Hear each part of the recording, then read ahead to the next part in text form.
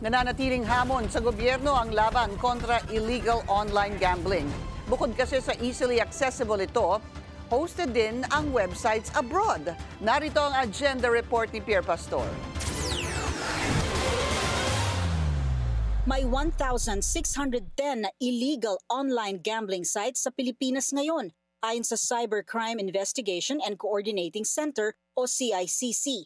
May nakita rin ang CICC na 146 websites na link sa e-sabong sa kabila ng pagbaban dito ng gobyerno. We've taken down around more than 10,000 sites. Marami sa mga naglalaro sa illegal online gambling sites ay hindi umano nababayaran ng kanilang mga panalo. Sa ngayon, dinidismantle o dinideactivate na ng CICC ang mga websites na ito. May case build-up na rin sa kanilang mga nahuhuling website operators.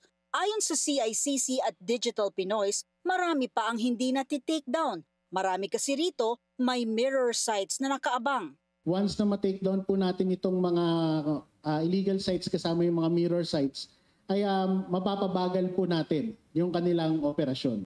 Ang problema, naglipa na ang illegal gambling sites sa social media na madaling ma-access ng tao, pati ng mga menor de edad. Marami pa kasing mga influencer ang nag-i-endorso nito.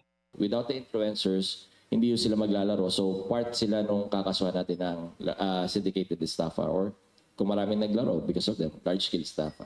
Ang dating endorser na si Sach Laparan, pinagsisisihan na raw ang nagawa niya.